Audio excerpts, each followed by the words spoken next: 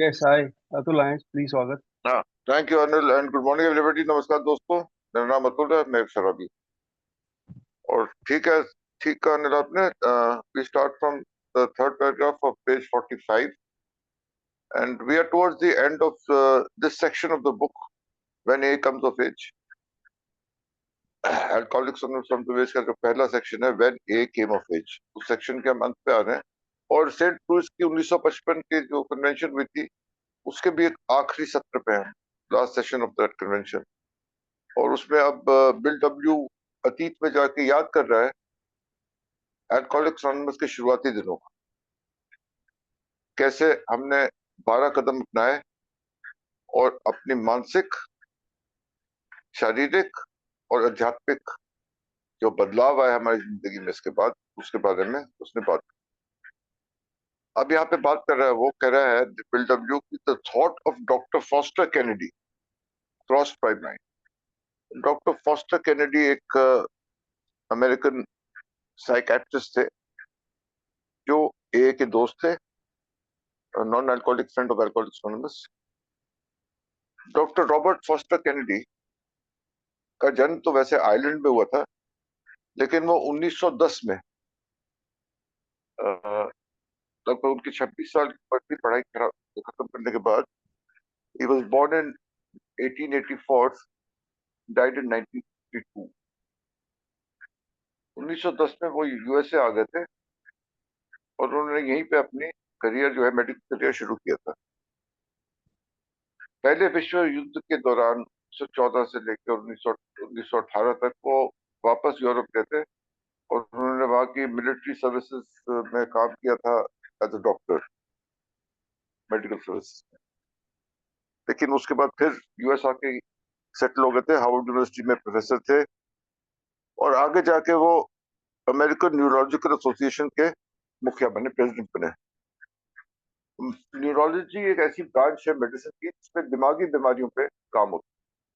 मस्तिष्क, ब्रेन और दिमाग से संबंधित जो बीमारियां होती है उनके ऊपर काम करते हैं। वो ब्रांच जो है मेडिसिन की, उसको न्यूरोलॉजी बोला जाता है। और ये काफी विवादित डॉक्टर थे क्योंकि उन्होंने शुरुआती दिनों में यूथनेसिया यानी कि मर्सी किलिंग के बारे में उन्होंने बहुत प्रचार किया था और इसका समर्थन किया कि अगर कोई टर्मिनली बीमार है, यानी कि किसी को कोई ऐसी जानलेवा लाइलाज बीमारी है जिससे वो जिंदगी भर तड़पेगा ही तड़पेगा, तो बेहतर ये होगा कि उसकी जिंदगी समाप्त कर दो। वो इस बात का प्रचार करते थे, इस बात का समर्थन करते थे। और जाहिर सी बात है कि काफी लोग जो थे वो इनके इन ख्यालों से इत्तेफाक नहीं रखते थे, वो इसका समर्थन नहीं करते थे। तो ये विवादित डॉक्टर एक थे और इस बारे में इनकी काफी controversy. Coming back to the lines in the book, years ago this noted physician had asked if one of A's early friends of psychiatry would come to the New York Academy of Medicine to explain A to its neurological section. क्योंकि वो New York academy of medicine में वरिष्ठ एक सदस्य थे, उन्होंने ए के जो साइकेट्रिस्ट नॉन अल्कोहलिक फ्रेंड्स थे, उनमें से देखा कि एक बंदा आके यार यहाँ पे न्यूयॉर्क अकेडमी ऑफ मेडिसिन में अल्कोहलिक्स एनोनिमस कैसे काम करता है, इसके न्यूरोलॉजिकल सेक्शन को बताए, एक टॉक दे, इसके बारे में थोड़ी व्याख्या करें कि एक क्या चीज है और कैसे काम करता है और कैसे शराबीपन के इलाज में एक एक अहम भूमिका थी। क्योंकि वो इस बात से परिचित भी थे और इस बात से कन्विंस थे, इस बात का समर्थन करते थे कि हाँ, ये काम करता है। तो ये बात आके न्यूयॉर्क अकेडमी मेडिसिन में समझाए ना न्यूरोलॉजिकल सेक्शन में लोग। तो कोई भी साइकेट्रिस्ट, इतने सारे साइकेट्रिस्ट का हमने नाम पढ़ा है इसी किताब में शुरुआती दिनों से एक, तो उनमें से एक आकर बात करें। Since several doctors publicly had endorsed us, यानी कि सार्वजनिक रूप से कई ऐसे डॉक्टर थे जिन्होंने हमको एंडोर्स किया था, मतलब हमारे समर्थन में और हमारा साथ देने का एक प्रचार किया था, एक वादा किया था, हमारी बातों से सहमत थे, हमारा प्रोग्राम काम करता है, इस बात से वो इत्तेफाक रखते थे। तो अगर ये सब था तो इसमें कोई दिक्कत वाली बात नहीं होनी चाहिए. Since several doctors publicly had endorsed us, some in the Saturday Evening Post article of 1941, और बिल्कुल प्रेस में तक, प्रेस लेवल में भी लोगों ने, डॉक्टरों ने हमारा समर्थन किया था. हमारा प्रोग्राम काम करता है, इसके बारे में उन्होंने कथन दिए थे. तो अगर ऐसा था तो इस बात में कोई मुश्किल नहीं होनी चाहिए. I thought there would be no difficulty about this, but every one of these medical friends of ours rejected this unusual opportunity.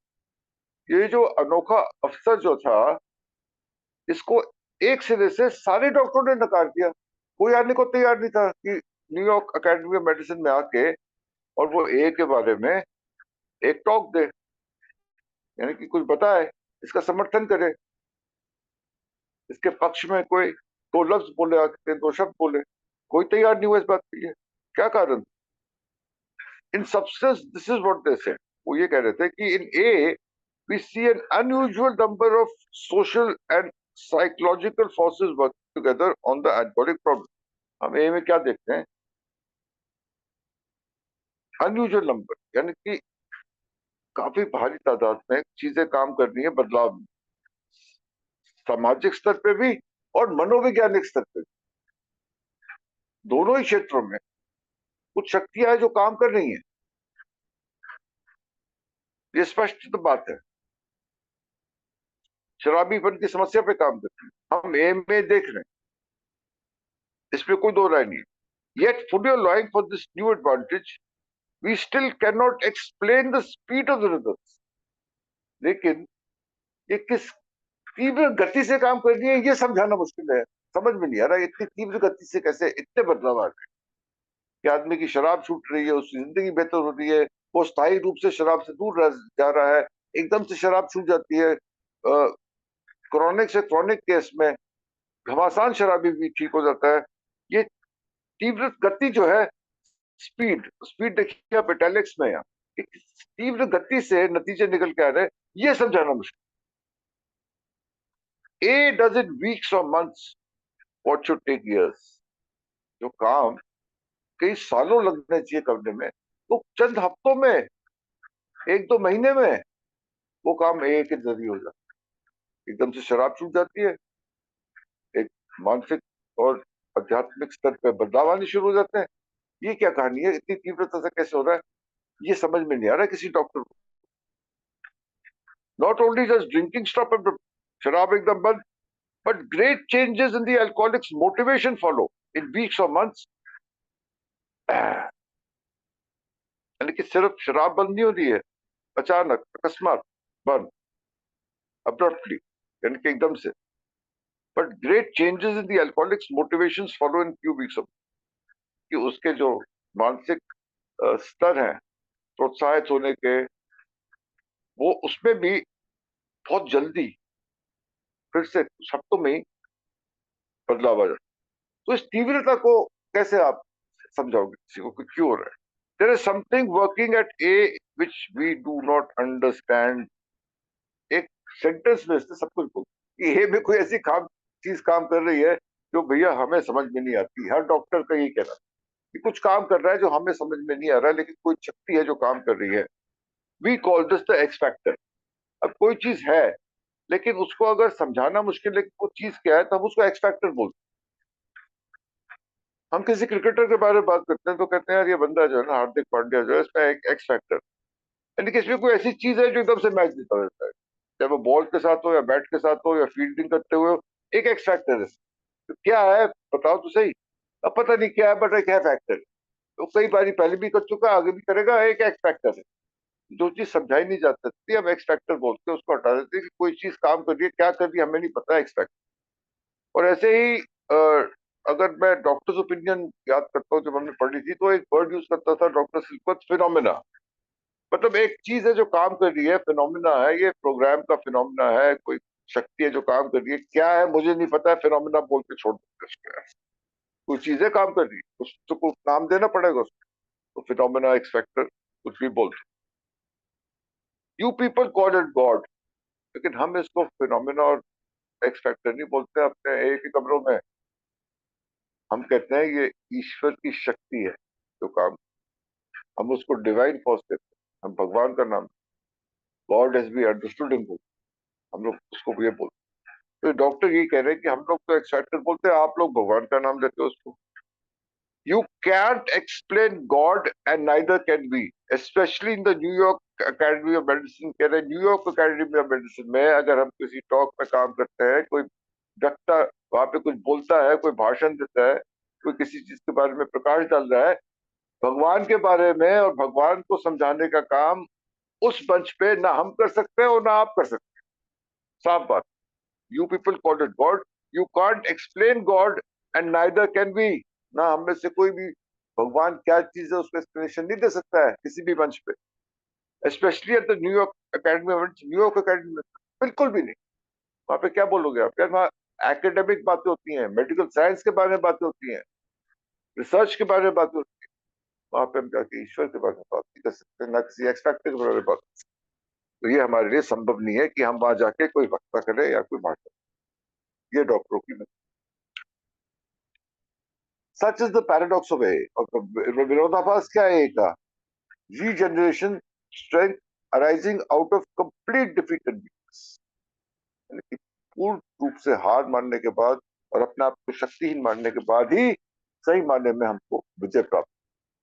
The loss of one's old life as a condition for finding a new one. पुरानी जिंदगी का अंत और तभी नई जिंदगी मिलेगी। और मेरे को याद है, मेरा शुरुआती दिनों से मेरा स्पॉन्सर में से ये बोलता था, तो पर पुराना जो ना सब कुछ खत्म हो जाएगा, बिल्कुल रेस टू द ग्राउंड, सब कुछ खत्म होगा, उसके बाद जो नए नई इमारत। कह रहे पुराना खंडर है, एक टूटा हुआ मकान है, उसमें तुम बोलो कि इस पे नया बना दो, तो कोई भी ठेकेदार होगा या कोई सिविल इंजीनियर होगा या कोई कंस्ट्रक्शन इंजीनियर होगा, वो सबसे पहले यही बोलेगा यार पहले तो इसको खत्म करो यार, सब कुछ हटाओ, पूरी नींव इसकी उखाड़ के नई नींव डलेगी, ये सारा मलबा बाहर करना पड़ेगा जितना है, सफाई करनी पड़ेगी जगह, उसके बाद नई इमारत जो है उसका निर्माण शुरू। यही अल्कोहलिक की जिंदगी का एक रूप है। मेरे पुरानी जिंदगी पूर्ण रूप से खत्म होनी जरूरी।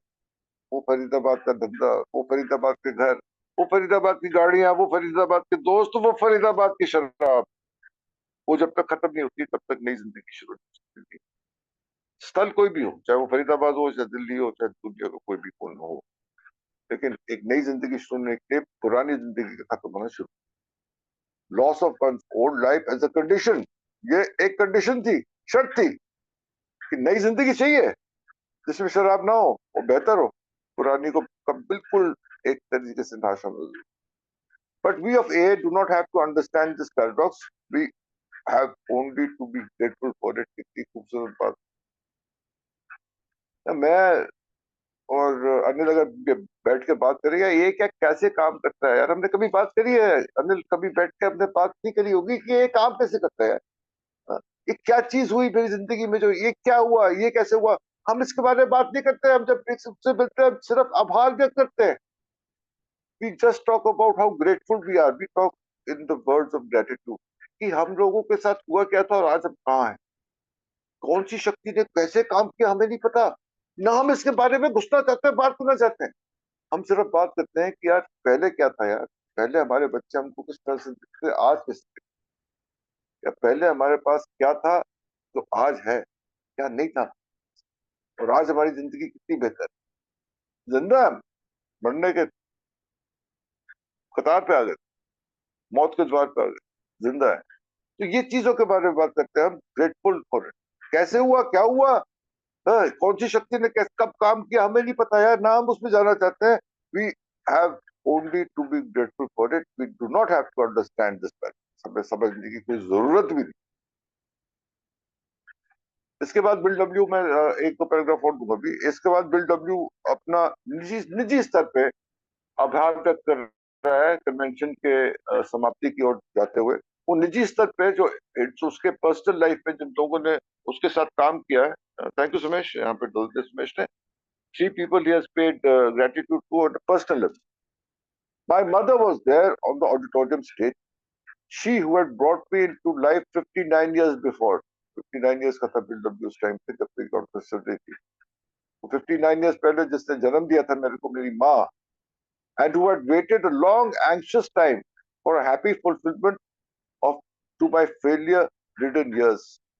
और जिंदगी में असफलता, समस्या, कठिनाइयों के बाद मेरी माँ ने बड़ी सब्र से इंतजार किया, 59 साल तक इंतजार किया कि अब मेरे जो शिकस्त वाले दिन थे वो समाप्त हुए और मेरे जो विजयी दिन है वो अब शुरू हो रहे हैं। उसने बहुत सब्र से इंतजार किया। मेरी माँ वहां बैठी थी। Besides, I was my wife Louis, उसके साथ मेरी बीवी लुइस बैठी थी। The one who had held steadfast when hope had gone। सब कुछ जब खत्म हो गया था, निराशा के बादल छा गए थे, तो उसने वो उसको डटी रही। होल्ड हेल्ड स्टेडफास्ट मतलब वो डटी रही जब सारी आशाएं खत्म हो गई थी। Who had attended my second birth, जिसमें मेरे दूसरा जो जन्म था उसकी साक्षी है वो। And who is full partnership had shared with me the pains and joys of our exciting life for the past 20 years। और 20 साल से मेरे साथ है इस नई जिंदगी। और कैसे कैसे कैसे लुइस ने साथ दिया BW का, वो हम पढ़ते आ रहे हैं बिग बुक से लेके और अन्य लिटरेचर में भी।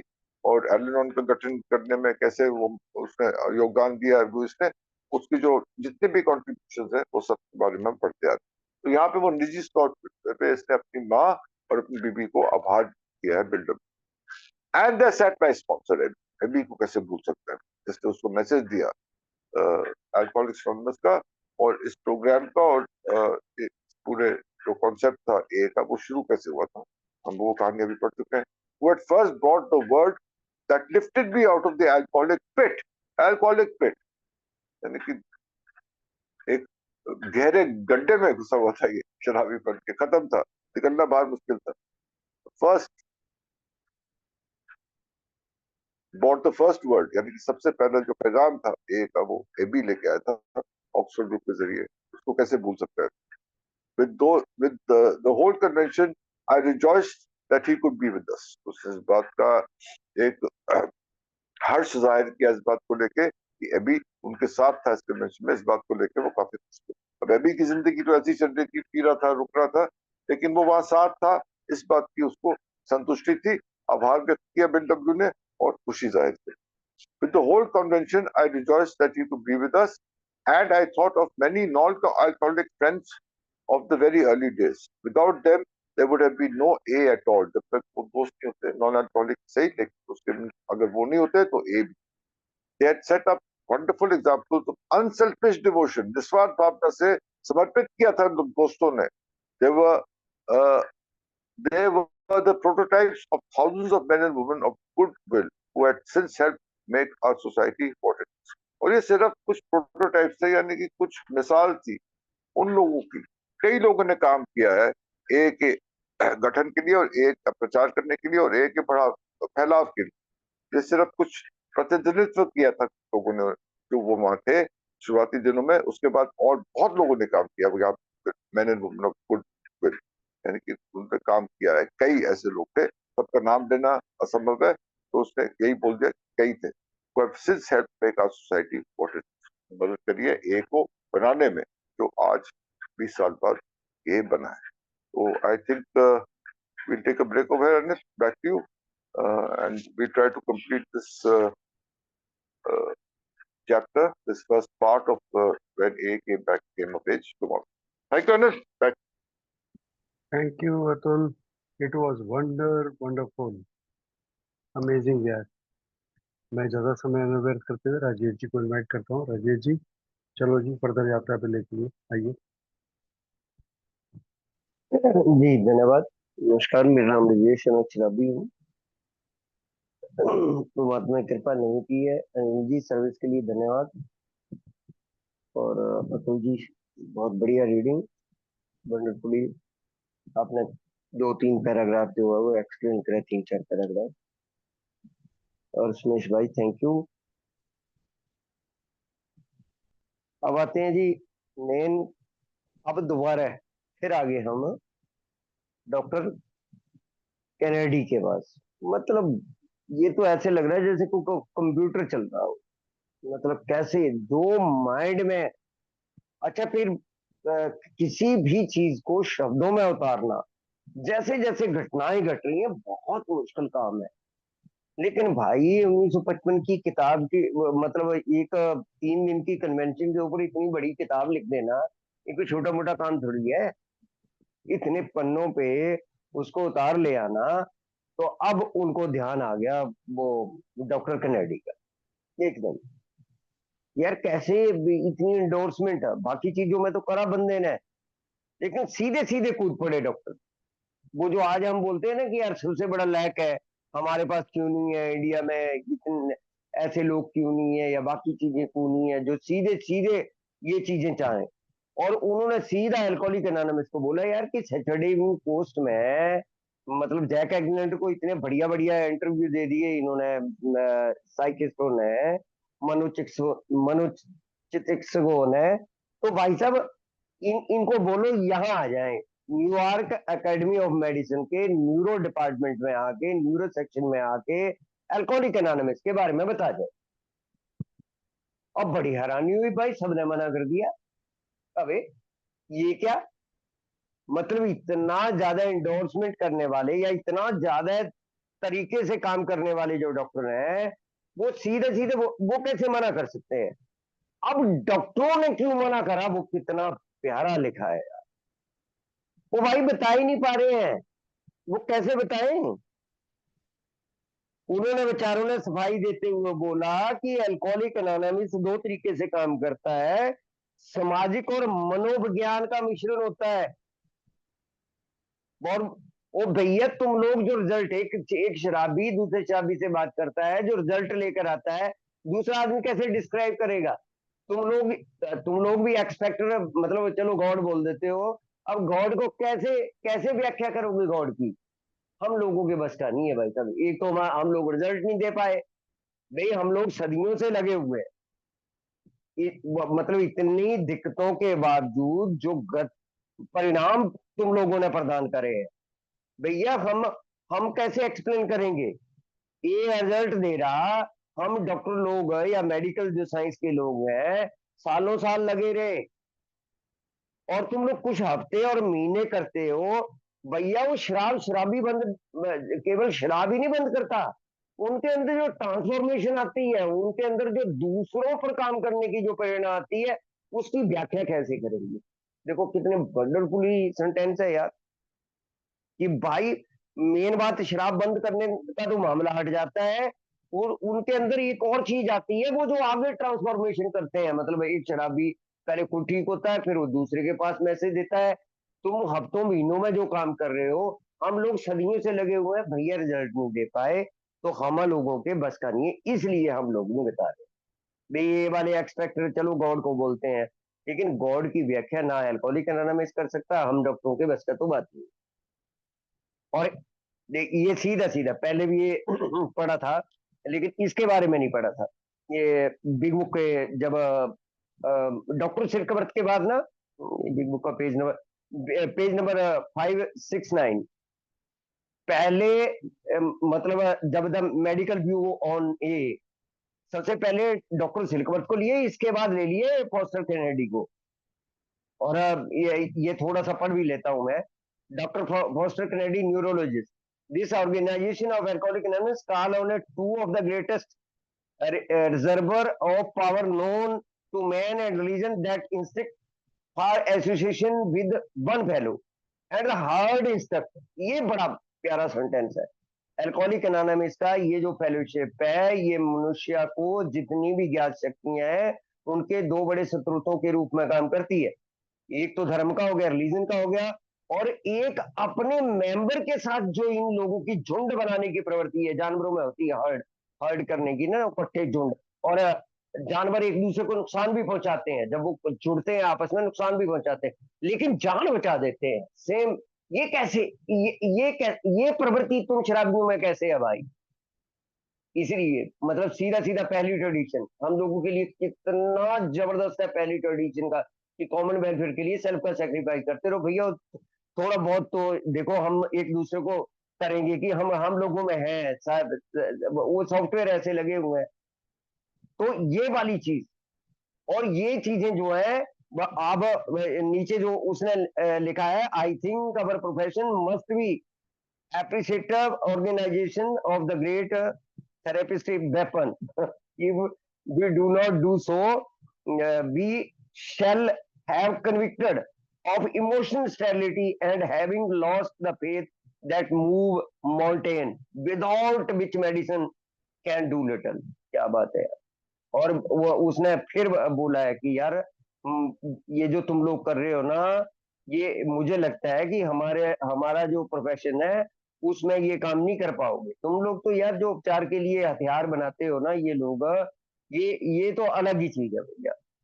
और हम ऐसा नहीं कर पाते क्योंकि ये आध्यात्मिक रूप से ये जो तुम चीजें करते हो, और तुम लोगों का वो जो विश्वास है जो चट्टानों को हटा दे, वो उस तरीके से हिलाने वाला जो विश्वास है, ये हम लोगों के पास नहीं है भाई साहब। अब तो और हम लोग भी इसके बिना जो तुम काम कर रहे हो ना, इसके बिना इंडोर्समेंट देखना कितनी बड़ी है।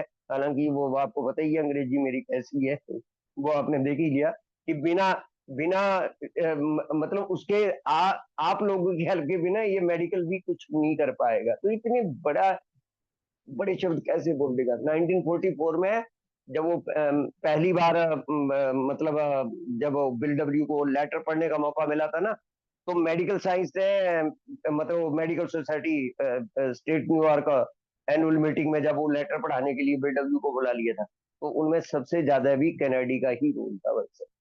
उसने बोला था और खड़े होकर तालियां मारी, खड़े होकर तालियां मारी जैसे ही बिल ने पेपर पढ़ के हटे। और एक आम आदमी, एक शेरों का दलाल, इतनी बड़ी मेडिकल एसोसिएशन में कोई वो एनुअल पेपर पढ़ के हटा। और डॉक्टरों में सबसे पहले उठे थे ये मतलब डॉक्टर फॉस्टर कैनेडी, डॉक्टर हायरी टैबूट और डॉक्टर कैरीवेल कोलियर। ये तीन चार डॉक्टरों ने उठ कर जो स्टैंडिंग ओवेशन दिया और जो तालियां बजी, पूरा हाल गूंज गया और पूरे विश्व में सुर्खियां बन गया अल्कोहलिक एनोनिमस की। ये कौन लोग आ गए भैया, डॉक्टरों के एनुअल में जाकर भी ये कोई चीज पढ़ते हैं। और भाई साहब मतलब एक तूफान समझ गया, 1949 हो चाहे 1944 हो, लेकिन 1944 में तो हम लोगों को बहुत जरूरत थी। कम से कम मेडिकल जगत हम लोगों के साथ ये इस तरीके से खड़ा हो जाना यार, वंडरफुल। और कम से कम भी इतना ज्यादा वो करना, पहले तो मौका देना, मौका देने के बाद हम लोगों के साथ जुड़ जाना बिना अपने प्रोफेशन की परवाह करे हुए। ये प्रोफेशन अपना दांव पर लगाने वाली बात है भाई सर। जिस तरीके की इंडोर्समेंट उस टाइम डॉक्टर कर देते थे, अपने प्रोफेशन को दांव पर लगाने वाली बात है। अब आ जाते हैं जी, बीडब्ल्यू अपने घर पे चला गया, बहुत बड़ा। उन्होंने अपनी, जैसे उनकी मदर का मदर का तो खैर रोल उनके सिर्फ बचाने में था। जो उनके हॉस्पिटल में, टाउन हॉस्पिटल में उनके इलाज हुए थे, जब वो माँ और जीजा ने, इनके जीजा लियोनार्ड बी स्ट्रॉन्ग ने इलाज करवाया था टाउन हॉस्पिटल में।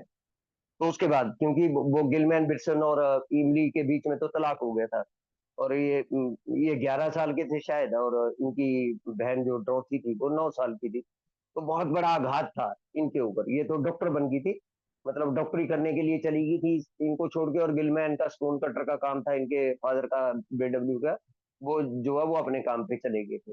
लेकिन वापस आके माँ ने बचाया इनको, मतलब 3 टाइम इतना महंगा इलाज इनका वो जो टाउन हॉस्पिटल में, सिल्कवर्थ और चार्ली बी टाउन के हॉस्पिटल में जो करवाया था, उसमें बहुत बड़ा योगदान उसी चीज का उन्होंने जिक्र करा है। लेकिन यार लुइस गिल्सन तो अमेरिका जैसे देश में ऐसे आदमी के साथ और मतलब डटी रही भाई साहब। हम यहाँ सुनते हैं कि वो शराबी को छोड़ के चली गई औरत और वो हो गया, तो कितना भी आभार व्यक्त कर लें लुइस विल्सन का, बहुत बड़ा आभार है वैसे। ऐसे आदमी, क्योंकि इनके बच्चे भी नहीं थे, बाकी के कई चीजें थी भाई, वो जो बाकी दिखते थी। और ऐसे बंदे के साथ जब ए बन गया तो दरबदर हो गए। दरबदर इन द सेंस, आज यहाँ वो खाना बदोश होते हैं ना, आज यहाँ कल वहां परसों वहां, हैंक भी ने पी ली तो उठाया अपना टंग टोकड़ा और वो 24 स्ट्रीट क्लब चले गए, किसी दोस्त के यहाँ रुके, किसी मतलब वो तबेले में रुके, क्या क्या रुके भैया। इतने बड़े सेक्रीफाइस आम इंसान कर ही नहीं सकता। ये तो महान विभूतियां पता नहीं कहाँ से आ गई। चाहे वो डॉक्टर बॉब की फैमिली ले लें या उनकी पत्नी एन, मदर ऑफ ये का टैग दिया गया है एन को। चाहे ये हम लुइस की बात कर लें, लुइस विल्सन की बात कर लें, और उन्होंने अपनी माँ को भी और अपनी पत्नी को भी और फिर अपने स्पॉन्सर एबीटी। हालांकि 1937 में इनका लैप्स हो गया था एबीटी का, एबीटी ने शराब पी ली थी। लेकिन वो अब सोबर थे, ये वाला पीरियड जो है उनकी रिकवरी का था। तो उन्होंने उनका जिक्र भी करा कि किस तरीके से जो है वो इन 3 लोगों का पहले पैराग्राफ में जो है वो 3 लोगों को भी उन्होंने, तो मतलब हर जगह जा रहे, कोई कोना छोड़ नहीं रहे हैं। बेडब्ल्यू मैजन ही तो है यार, जिसका ख्याल आ रहा है उसके ऊपर पूरा पैराग्राफ लिख दे रहे हैं और पूरी की पूरी चीज एक्यूरेट उसके बारे में लिख रहे हैं। और यहाँ पर कई बार ध्यान नहीं मैं देता हूँ। और कल विनय जी कह रहे थे कि टाइम, मेरा टाइम फिक्स है भाई साहब, लेकिन वो आजकल थोड़ा सा ये as will see it page number 49 है जी। ये such a paradox of A regeneration strength arising, ये बड़ी वंडरफुल चीज है भाई साहब। रीबॉर्न, रीजनरेशन होती है, इसलिए बर्थडे मनाते हैं। संपूर्ण हार और अपनी कमजोरी को स्वीकार करने के बाद जीत और ताकत मिलती है। यहाँ पर मैं वो संत फ्रांसिस को कोड करूंगा, उन्होंने बोला था it is by dying that one awaken to external life. संत फ्रांसिस ने, सेल्फ की मौत के बाद ही रजेश को जो है वो अनंत जीवन मिलता है। और ऊपर जो बिल ने कोड करा है वो बहुत ही प्यारा है, page number 49, as will seize it. और ये दो दैनिक चिंतन भी है, हालांकि 24/9 का 23/3 का दैनिक चिंतन भी है, लेकिन ये 2 लाइनें मैं पढ़ दूंगा। If we are planning to stop drinking there must be no reservation or any kind of nor any lurking notion that someday we will be immune to alcohol. ये तो हम बार बार पढ़ते हैं सेंटेंस को कि अगर छोड़ने का प्लान बना रहे हो ना तो वन डे नहीं है भाई साहब। अगर छोड़ने का प्लान बना रहे हो तो किसी भी प्रकार का लुभावना विचार या रिजर्वेशन अपने माइंड में मत रखो कि किसी ना किसी दिन मैं शराब का कंट्रोल करके एंजॉय कर लूंगा ना। भैया वो आम का अचार बन गया है, अचार का आम अब कभी नहीं बनेगा। और नीचे उन्होंने बोल दिया कि जब राजेश का डाइंग द सेल्फ, जब ये मौत होगी ना मेरे सेल्फ की, मेरी मैं की, मेरी मनमानी की, फिर एक नया जीवन आएगा जिसमें हम प्रवेश करते हैं। धन्यवाद। Thank you Rajesh ji, it was amazing, wonderful. पहले मैं रिकॉर्डिंग स्टॉप करता हूँ।